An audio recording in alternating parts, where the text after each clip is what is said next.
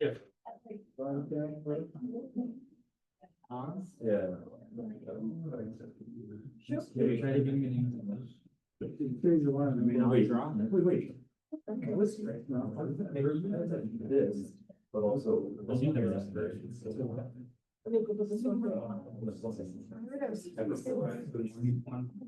Yeah, so. Oh, so maybe she should be. Oh, yeah, but you're. There's no signal transmitting this one. And that's it.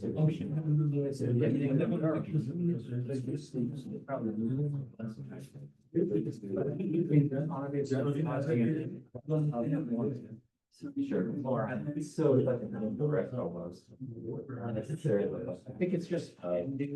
Why? But it's ending signal. Also, they have been, resting credentials.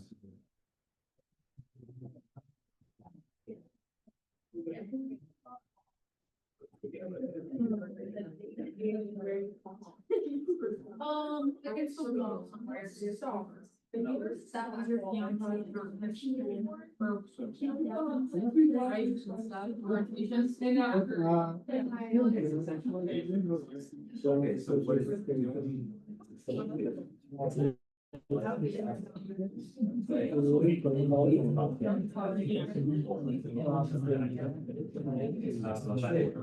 Okay, so what is it? Yeah. It's doing the same thing.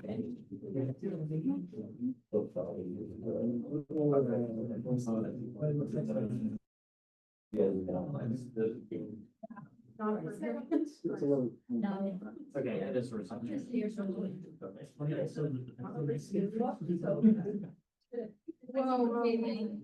Whoa. I know that's like. That's crazy today.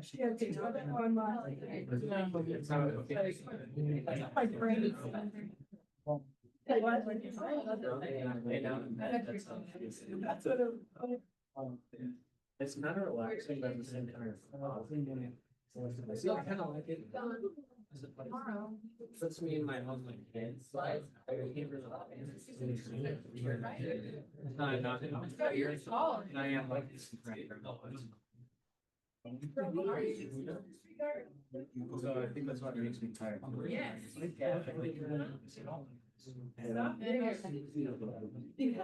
that would nice year.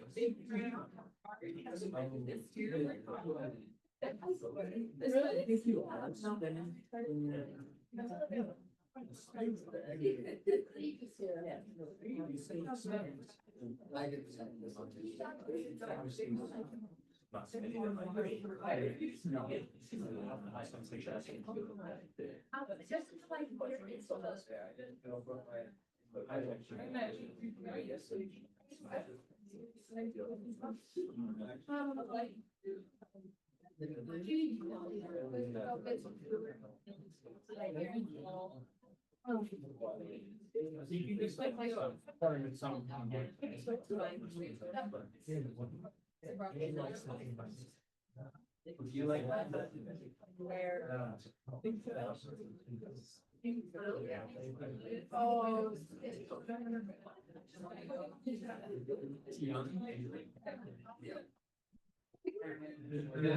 Is your favorite? No, it is actually. Also.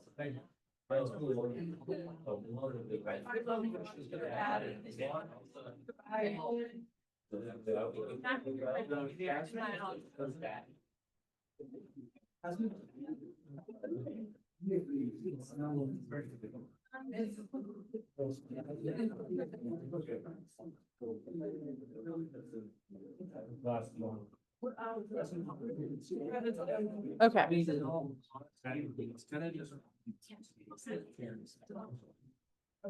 Okay, you guys ready to get started? Woo! Woo! Okay. So I will say, if you are following along and you're like checking out the PowerPoint slide deck, you might have seen dopamine was the next topic that we're going to cover. That was the case in previous years. This year's this year we are shifting it up just because Aja and I are attempting to align these as best as possible. And so hopefully you guys have appreciated that effort. If not, feel free to give us feedback that this has been terrible for you as well. But instead of doing that, today we're going to be going over drug therapies of anxiety disorders. Based off of what we discussed yesterday, this is actually a really nice continuation, right? I had you draw your GABAergic synapse, and as we will see, we're going to be targeting the GABAergic synapse for anxiolytics, and we'll also kind of throw back to some of our adrenergic receptor drugs as well. Okay, so just a little bit of background related to this. Now, often if you are following along and if you are somebody who reads the chapters in Goodman and Gilman textbook, anxiety and depression are actually part of the same chapter. And we will see that be the case because we do have some drugs that have the same mechanism of action, the same kind of grouping that are used for both anxiety and depression. I just quickly want to point out here, there is a high level of comorbidity that can occur between depression and anxiety. Again, when we talk about depression and anxiety, we're looking at some of the most common mental illnesses affecting greater than 50% of the population. And so we'll be focusing primarily on anxiolytics today as part of our lecture. I threw this up here because I feel like we're in week 7. So this is usually the time of the semester, kind of here out, where you might not be doing the best job of looking out for your own, mental health. So please make sure that you're keeping active, you're eating well, taking a break, doing something you're good at, keeping in touch with people who are important to you. So with that in mind, and the fact that we're talking about mental health and well-being, I'm gonna make you do something weird now. Ready? No, drink sensibly. Not weird. It's easy weird though. Turn to somebody sitting at your table and give them a compliment and have them sign the back of your card. I think I've had you do this before.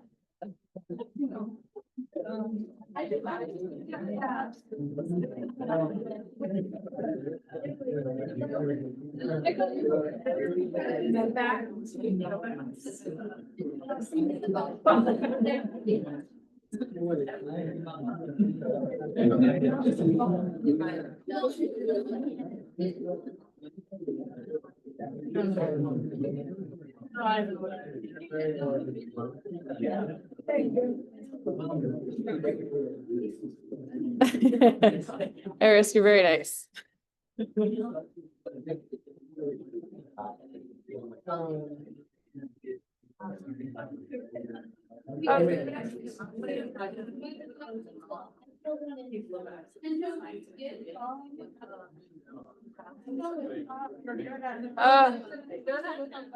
Okay, hopefully that gave everyone in the room some variation of dopamine bursts, right? And just realize how little effort it took on your part to compliment somebody else and how it made you feel. Okay, this is rough. P2 years, fall, not easy time. Let's just extend a little kindness to each other. And again, if you think about it, complimenting your peers can be a great way to brighten their day. So outside of that, when we talk about depression and anxiety, as I said before, there's a high level of comorbidity that can happen there. So some of these diseases can affect the patient simultaneously. So we'll see as we move forward there's going to be some that are obviously inherently more associated with depression, but also can be effective for anxiety as well. And that one of the reasons for that being is that basically we're seeing these drugs be efficacious at both serotonergic, norepinephrine, and GABAergic synapses, showing that the underlying pathophysiology of these two disease states in some ways can be interrelated. Okay, I say can be interrelated. So knowing that these drugs that alter the concentrations of these neurotransmitters can be helpful in understanding there might be some either upregulation or downregulation of these neurotransmitters that's leading to said anxiety and depression. Okay. So in terms of symptoms of anxiety, we can see some here presented on this figure. You can have this overriding sense of doom. Panic attacks can sometimes be some levels of symptomology associated with this. Headaches, irritability, breathing problems, pounding heart, upset stomach, increase in blood pressure. Now, in terms of anxiety disorders, there's a lot that can fall under this umbrella. You can have generalized anxiety disorders, basically saying, I don't know exactly what's giving me this anxiety, but I just kind of generally feel that it's out there. Also anxiety disorders, things like obsessive compulsive disorder, panic disorder, PTSD, post-traumatic stress disorder, separation anxiety disorder, social phobias, and specific phobias. So out of this list of possible anxiety differences that we see here, the phobias are kind of the only kind of set of anxiety-based disorders that we aren't really able to treat pharmacologically or aren't, we'll say, responsive to extended pharmacological intervention. With phobias, usually it's going to be exposure therapies that tend to be the most effective in that regard, but also in some instances, just kind of if you have this out of scale perceived threat, you might administer something like a benzodiazepine just to bring them back to baseline level so you can kind of communicate with them about, again, this perceived threat. So most of these can be treated with antidepressants, particularly the SSRIs, and we'll talk about that more moving forward. Okay, so anxiolytics are drugs that reduce anxiety and tension. So if the term anxiolytic is new to you, that's a very clear definition there. And so we're using it in the management of anxiety disorders, insomnia, and additional related conditions. And again, depression might be one of those related conditions. The classes of drugs that we're going to cover today, we'll talk about our benzodiazepines, bupropion, our SSRIs and SNRIs, and then there's a few additional anxiolytics that we'll be discussing as well.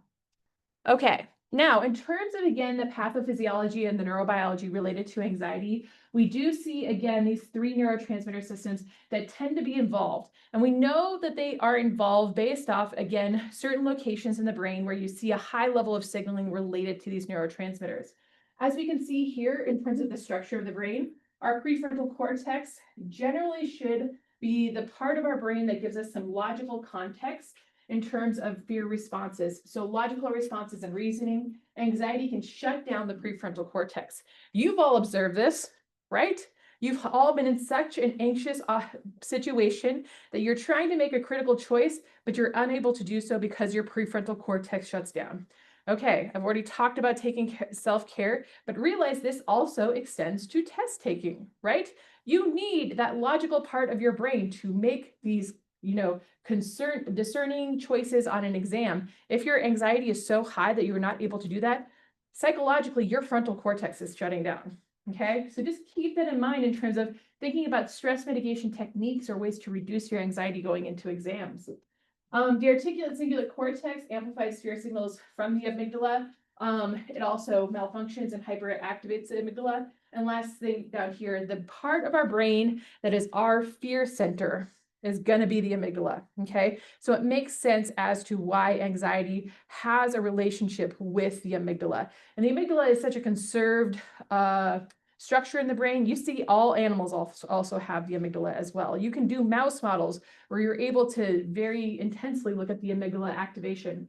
So this is kind of the circuitry in which you have activation, and the signals between them, again, are modulated or modified by GABA, serotonin, and norepinephrine. And so anxiolytics are going to modulate both the excitatory and inhibitory balance, meaning that if you are experiencing something of an anxious response, you probably want to dampen down the excitatory balance within the amygdala. You want to dampen down that fear response. But if you want to be able to kind of reason your way through that fear, you might want to activate your prefrontal cortex. Okay, so this is where it's not as clear as you just want to inhibit the whole brain, which benzodiazepines tend to do, but we'll talk more about that moving forward. For the most part, we do not have structure-specific therapeutics at this point. Does that make sense? So you can't give a drug and say, oh, it's only hitting serotonin receptors in said location. Most of them are non-specific and they're kind of hitting all of receptors of any given subtype. Okay. So when we talk about clinical uses and treatment algorithms to apply to these anxiety disorders, again, our indications for this group of drugs is going to be that generalized anxiety disorder, panic disorder, social anxiety, and insomnia. For short-term relief, we will see benzodiazepines kind of being the drug of choice for the most part here. Long-term control, you might switch over to an SSRI or an SNRI. Keep in mind, we're talking about benzodiazepines, and we'll see this kind of reiterated on all of the respective drugs that we're talking about. You'll want to taper them down gradually to avoid withdrawal, okay? Given what we know about what GABA does in the brain, why would you want to taper and what would the consequences of withdrawal be? Okay, think again, this is a multi-step process. First, you have to think about what does a benzodiazepine do? what neurotransmitter system is it interacting with, and then what does that neurotransmitter system kind of do overall in the brain. So I'm going to let you kind of quickly discuss that at your tables, okay? So why do you gradually taper benzos? Why don't you just immediately stop using them? Okay, so go through that discussion.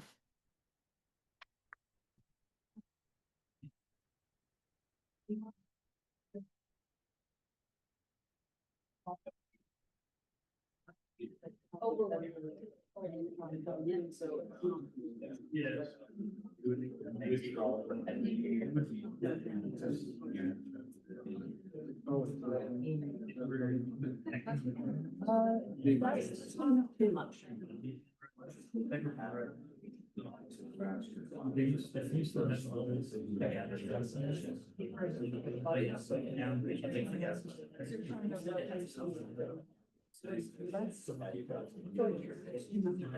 It's like slamming on the brakes.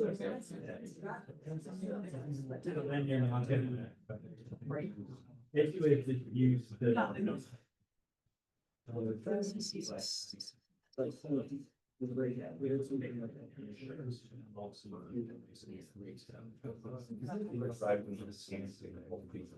You're nice, just sliding.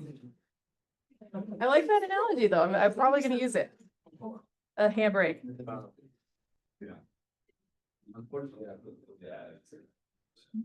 Okay, so again, there's like a multi-step process that you kind of have to go through here to think this problem through, right? First, you have to think about benzodiazepines, and they bind to GABA, the GABA A receptor, if we're going to get super specific about it, it's GABA A.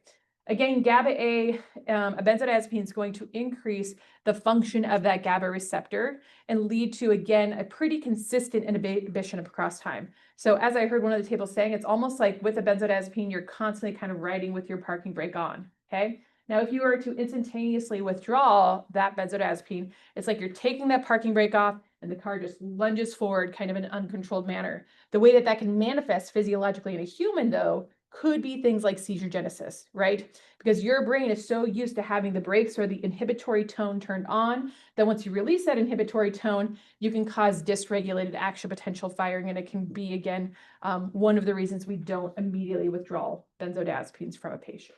Okay, and again, it's going to depend on how chronically they've been using them, as well as the dosage and the level of that. But again, that's a little bit more of like a therapeutics type of question, not so much what we're going to discuss in here, but it's important to kind of knowing the mechanism of action connect us to like why you would do that gradual withdrawal.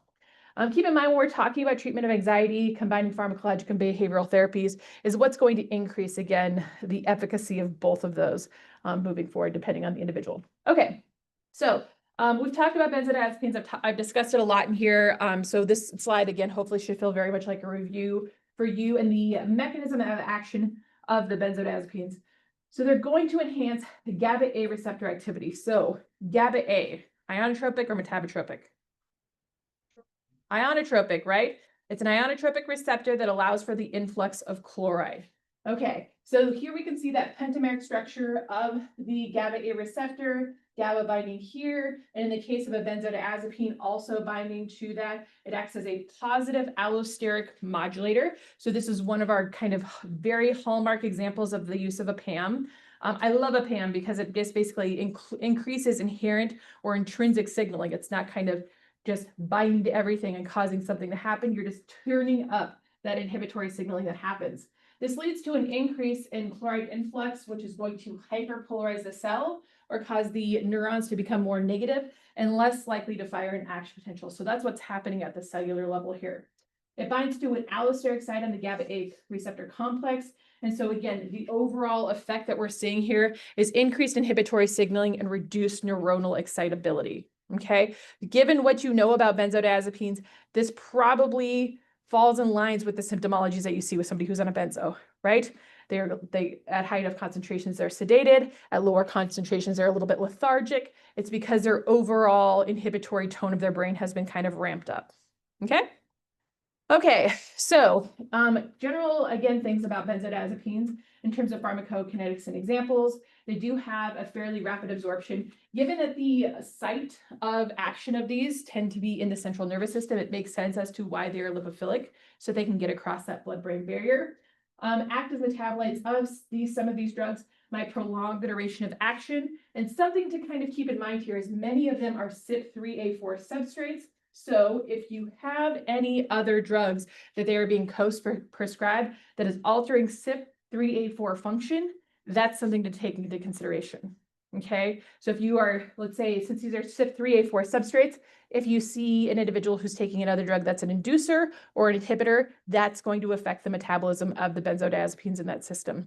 So knowing some of these interactions can sometimes be helpful because you might need to modulate what you're prescribing to that particular person. So we have some examples here. Again, these are probably drugs that you have dispensed, you've interacted with, you know. Let's talk about them a little bit more. But before we do, really quickly, we should talk about safety and adverse effects. We do see, again, sedation, dizziness, cognitive impairment, and dependence potential, again, because of how these molecules are interacting with the brain overall. And you can have tolerance develop with long-term use, meaning that you're going to have to increase dosages to reach the same therapeutic effect later on, okay?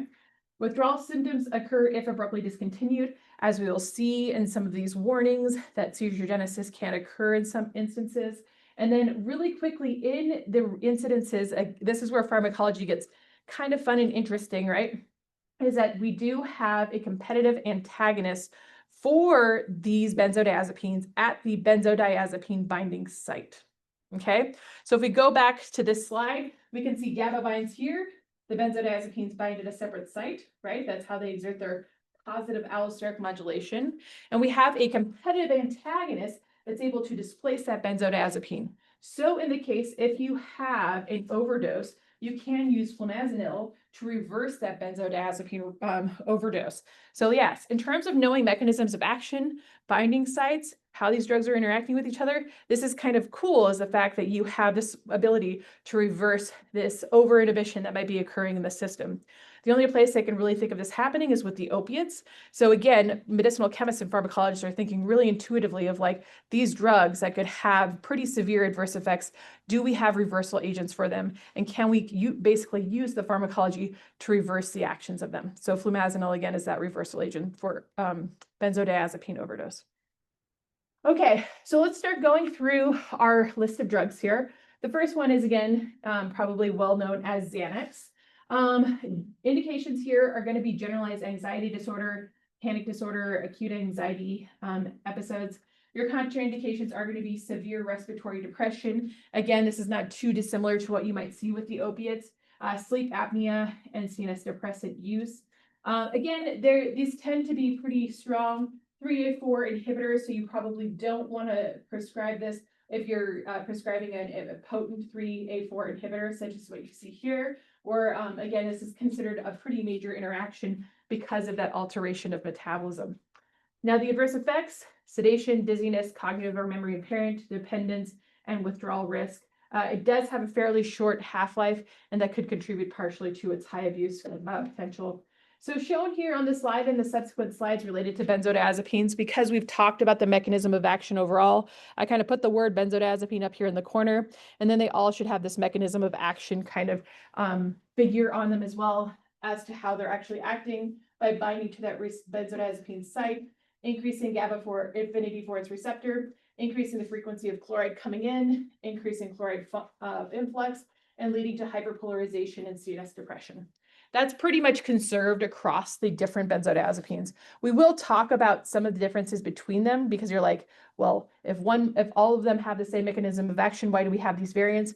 We'll see kind of how these variants interact differently in terms of the duration of use or even some of the adverse effects that are associated with them.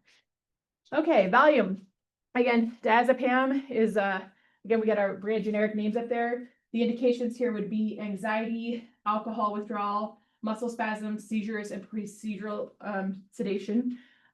So we will be talking about kind of anesthetics here in a few days. And part of an anesthetic protocol usually combines a benzodiazepine with the other anesthetics like propofol, right?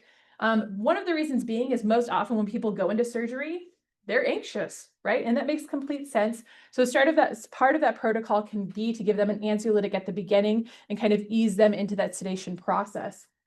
Interestingly here, we also see alcohol withdrawal being another indication for this. Keep in mind, ethanol also binds to the to the GABA A receptor and causes increased inhibition. You've again probably all seen this. You've seen somebody who has been so intoxicated they fall asleep, right? And now you know that mechanism is because their brain is so inhibited by that influx of chloride. And so when you have alcohol withdrawal, you're removing again a different positive allosteric modulator for the GABA A receptor. And so in those instances of severe withdrawal, you might see again things like seizure genesis that occurs. So by treating with something like a benzodiazepine, you're able to kind of offset that overexcitatory tone that the brain might be experiencing if it's used to being chronically inhibited via alcohol. Yeah. Mhm. For a benzo, and then he also had to be going on withdrawals of benzos. Mhm. So what would you do in that case for like, if you really didn't have that as an option for alcohol withdrawal? Would you be more treating the benzo withdrawal or the alcohol withdrawal? You would probably, because I think it's easier to maybe titrate down the benzodiazepine use. So you would probably start with a higher dosage and get them into that steady state, the adherence of taking a pill each day and then slowly reducing the dosage over time. So I think that would be the tapering process so you didn't get the overexcitation. Again, there's a lot of complex cognitive processes that go into that substance use related to ethanol. So that's one of the reasons you wouldn't necessarily prescribe that as like an offset for like, let's say a benzodiazepine withdrawal, because again, there's a lot of complex cognitive social components of that could probably cause them to slip back into like regular high level use in that regard. Does that make sense? Yeah. So, with alcohol, if someone is like wanting to get like sober, like Mhm. would they be able to like take the benzo and like slowly like would it decrease their like Drive. or drinking or So we'll talk about alcohols, aka ethanol and methanol, and usually what you would do is if you have somebody who has alcohol use disorder, there's also other drugs that are available.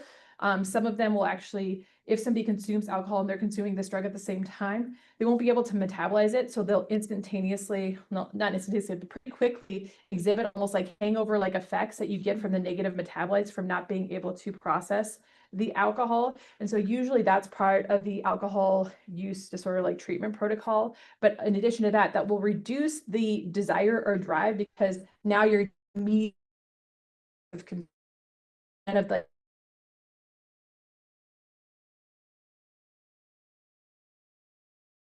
or because then you patient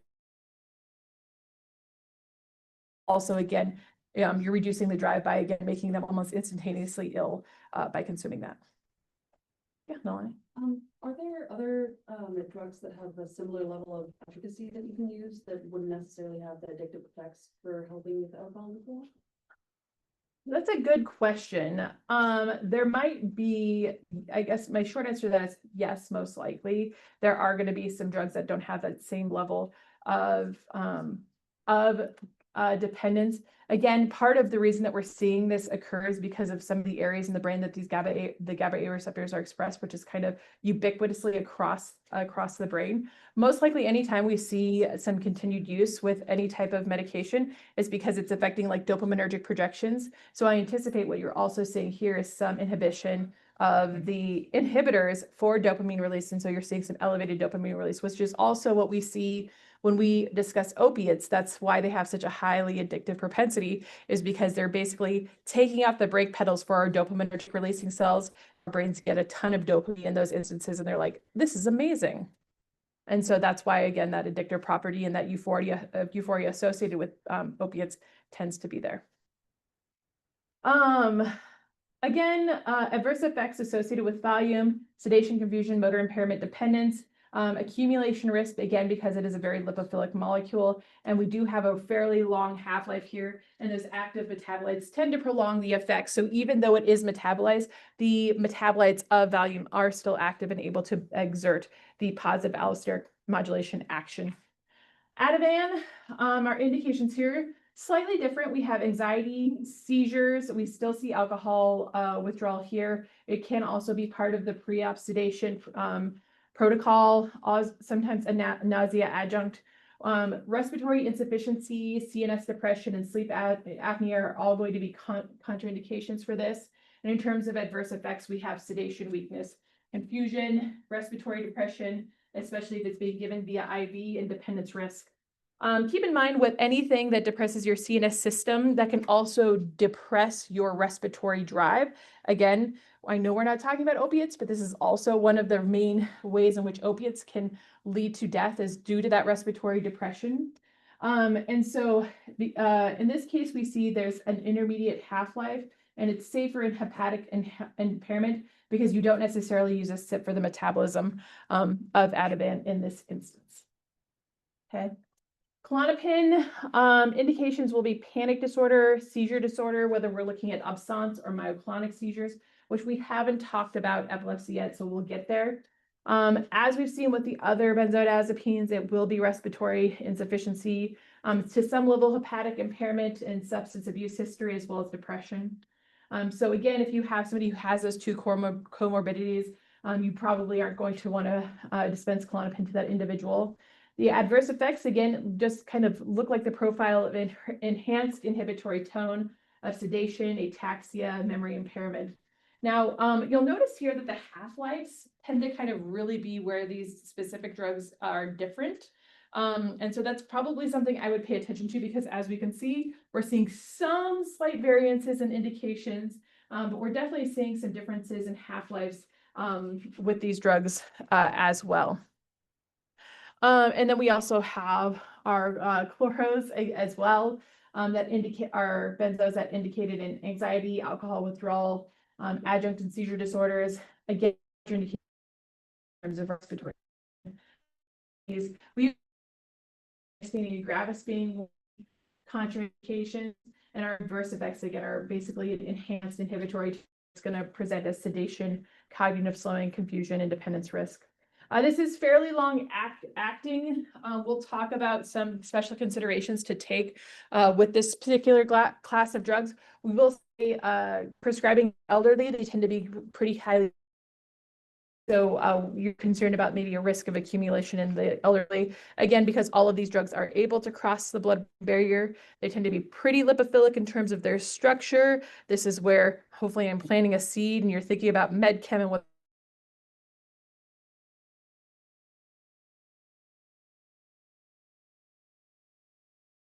So when we go laundry list action discern, okay, well, the kind of thing different, kind of put a summary and then also when to use and when not to use them.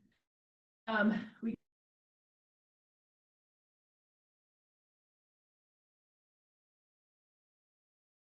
muscles case you're worried a little bit about hepatic impairment. Same thing with lorazepam, immediate, intermediate in terms of its mechanism of act or time of action, safer in hepatic impairment. Clozapam, again, intermediate to long acting, used most often for anxiety and seizure. Keeping an eye on respiratory function is important with this particular one.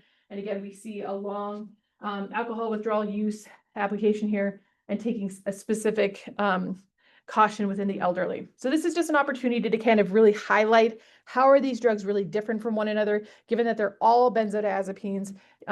Hopefully this is helpful to you to kind of keep them straight in your own mind. Yes. Yes. I will always give you brand and generic, but it's always helpful. In the past, I've only ever, I used to only lecture with generic, but everyone's like, we know these by their brand names, right? So it depends. Yeah, Bella. In terms of like a mom who's like pregnant, what would be, because if we want to get them off alcohol, but they could seize, which is like the benefits are outweighing the risk, which one would we recommend? I don't know if a benzodiazepine would be the best move forward for that. We would have to probably look at a different possible MOA.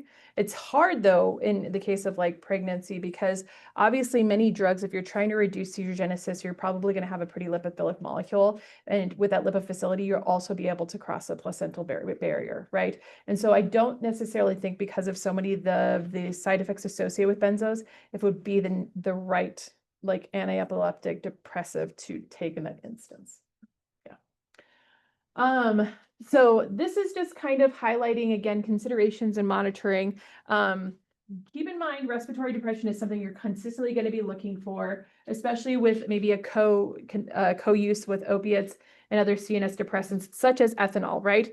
One thing I will say is, if somebody is prescribed a benzodiazepine, alcohol use is pretty much at, mitigated, and you want to make sure you're counseling against that. Just because you're basically going to be inhibiting that inhibitory component and really ramping up the inhibitory tone. Tolerance, dependence, and withdrawal. Avoid abrupt cessation with benzodiazepines. We kind of talked through why that is. You don't want to lead to overexcitation of the systems. And as we mentioned earlier, the elderly, you have to keep a close eye on, because they do have a higher sensitivity. It can lead to an exacerbation if they do have any level of cognitive decline.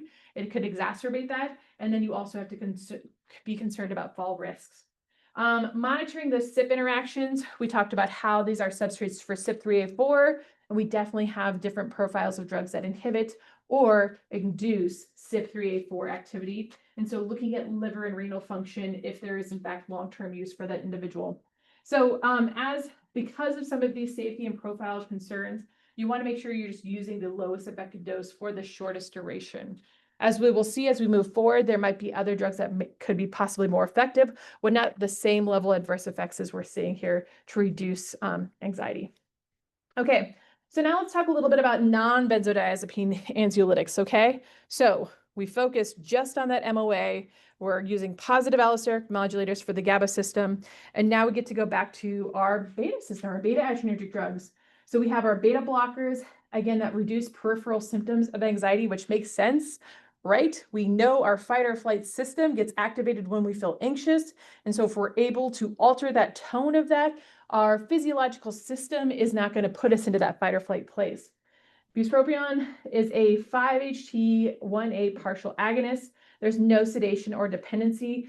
Just if in case you haven't, we've talked about this a little bit before, but 5-HT is essentially serotonin. So this is a specific subtype of serotonin receptor that, again, this tends to be a pretty effective anxiolytic.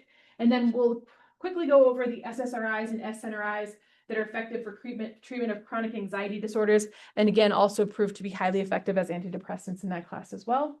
And lastly, we'll talk about pregabalin and hydroxine as other mechanisms. Okay, so let's start with our beta blockers. Again, usually what these beta blockers that we're looking at here, we're looking at either our non-selective or beta-1 selective blockers that are going to be effective in reducing things like heart rate. So beta blockers, reducing the physical symptoms of anxiety, things like tremor, tachycardia. Propranolol here is kind of our go-to because it is a non-selective beta blocker commonly used for performance anxiety. And if you remember, propranolol is only effective in instances where you do have things like raised blood pressure. So you're not going to see that be not necessarily negative side effects associated without that. Beta-1 selective, atenolol, metoprolol, also beta-1 selective, sometimes used for off-label situational anxiety. The indications here, again, are different. We're not looking necessarily at generalized anxiety disorder. That's not the indication here. We're looking at performance anxiety, situational anxiety, autonomic hyperactivity. I mean, I've known individuals who've taken things like propranolol for exams, again, to reduce that tone of the fight or flight response. Your contraindications would be things like asthma, bradycardia, AV block, decompensated heart failure. Asthma makes sense, especially when we're talking about our non-selective beta blockers, right? And so for adverse effects, we have fatigue, dizziness, bradycardia, hypotension, and sometimes even cold extremities because of what it's doing to our system, our adrenergic system. Okay, bupropion is a partial 5-HT1A agonist, modulates serotonin signaling without those GABAergic effects. Indications here tend to be more so the generalized anxiety disorder. And again, one thing you're not going to want to do here is co-prescribe with or co-dispense with an MAO. When we get into the antidepressants class, we will talk all about monoamine oxidase inhibitors. If nothing else, you'll probably walk away from here being like, why does anybody get prescribed MAOIs? Because there's so many contraindications and so many ways in which we don't co-prescribe it with other types of serotonergic modulating drugs. Monoamine oxidase, what does it do?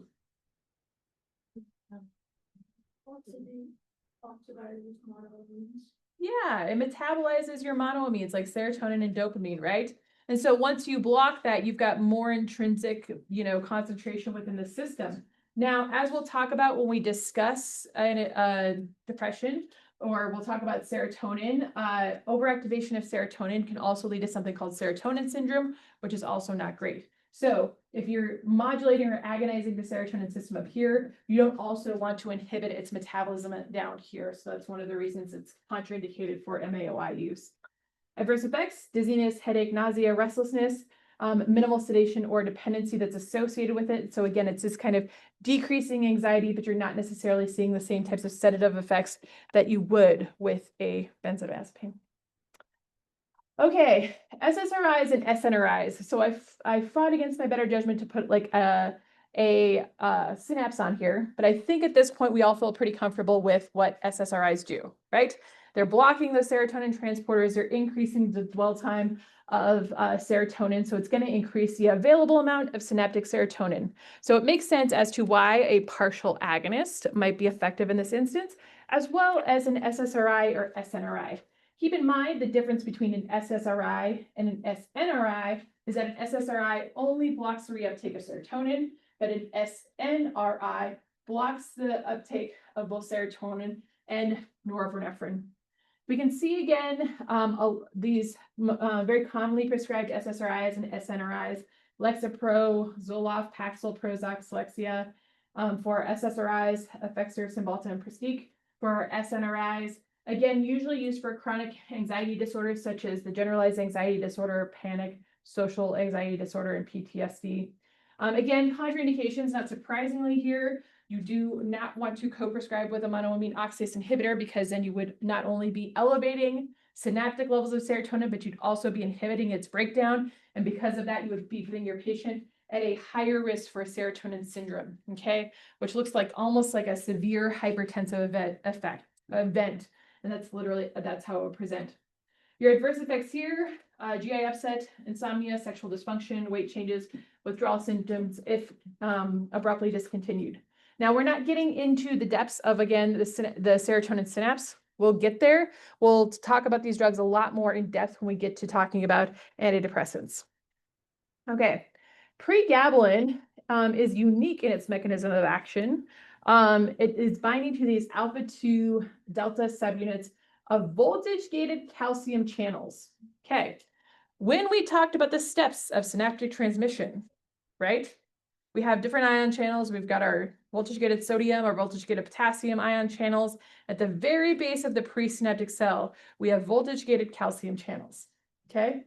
When voltage-gated calcium channels open, calcium influxes, and it leads to the release of neurotransmitter, okay? So keep in mind, with benzodiazepines, we're increasing the inhibitory tone, reducing the propensity for cells to fire an action potential. But in this case, we're targeting that one specific ion channel that's leading to neurotransmitter release. And so this is more commonly known as Lyrica. We can also see gabapentin shown here. Pharmacologically similar, it's sometimes used off-label for anxiety. Again, our indications here are unique in the fact we're not just targeting things like generalized anxiety disorder, but we could also see it utilized for things like neuropathic pain as well as fibromyalgia.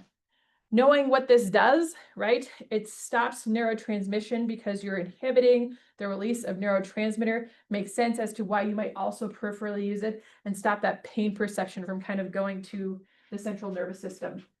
You will often want to keep in mind hypersensitivity, some renal impairment, just because that's how it's going to be metabolized. And again, your adverse effects will be dizziness, somnolence, weight gain, and maybe some peripheral edema as well. Okay. Our next drug here, Atrax, most commonly known as Atrax or Visceral, is going to be a H1 receptor antagonist with sedative and anxiolytic effects. So H1 receptor antagonist. What do you know this group of drugs as? Antihistamines, right?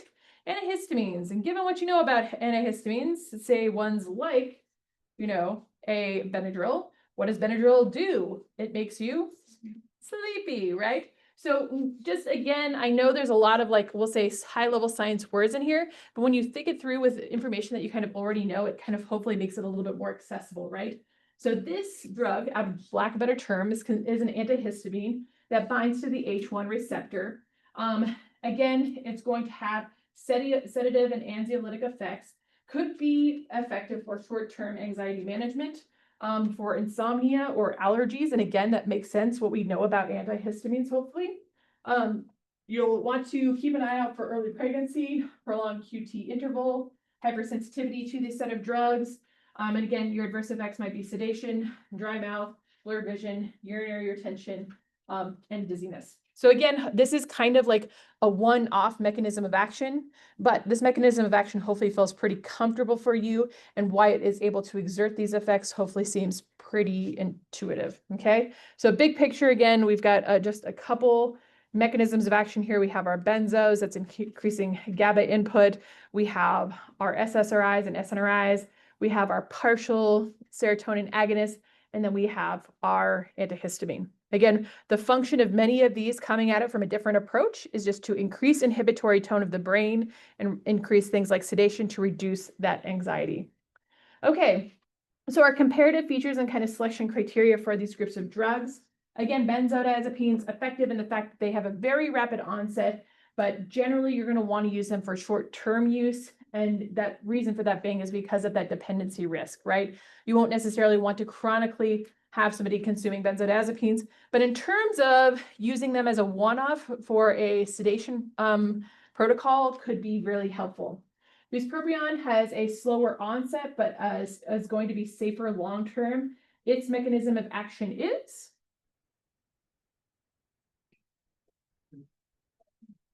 partial agonist to those serotonin receptors, right?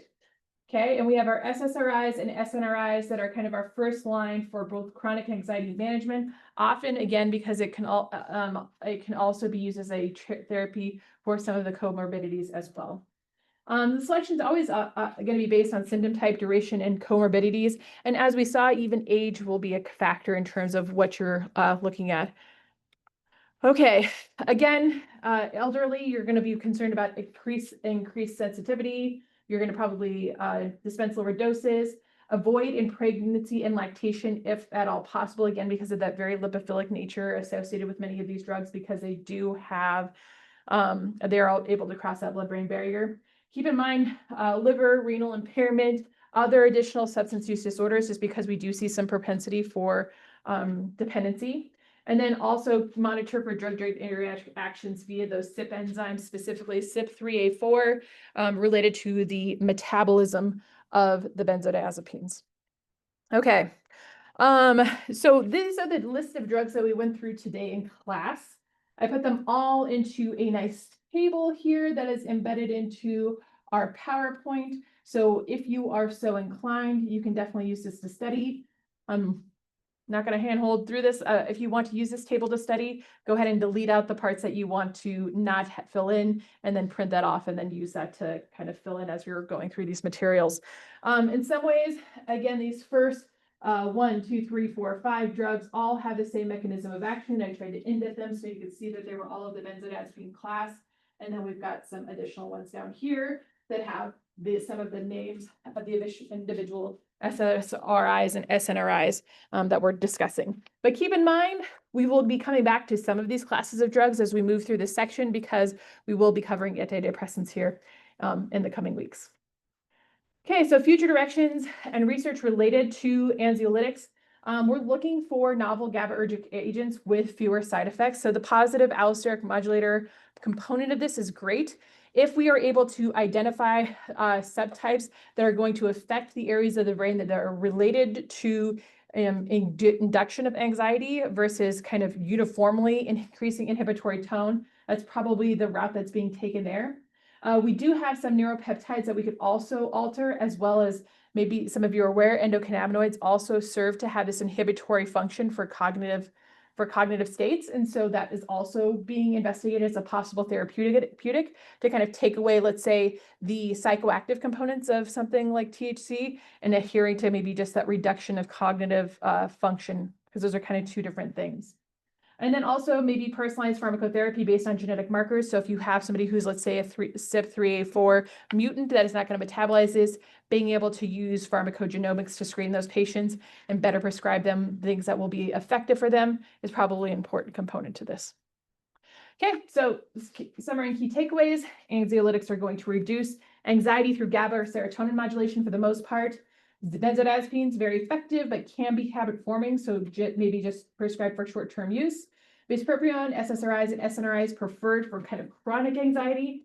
And so again, just making sure that you're tapering the prescriptives to the patient's needs is always what's suggested. Okay, that's all I have for you today. I think you guys did a good job getting your initials on your name cards. If you have questions, concerns, or so forth, feel free to reach out. I did change the quiz really quick. The quiz for this week is there can be a select all the above option. But you can take this week's quiz as many times as you like. So take it as many times as you like to get that 10 out of 10, and then you're good to go.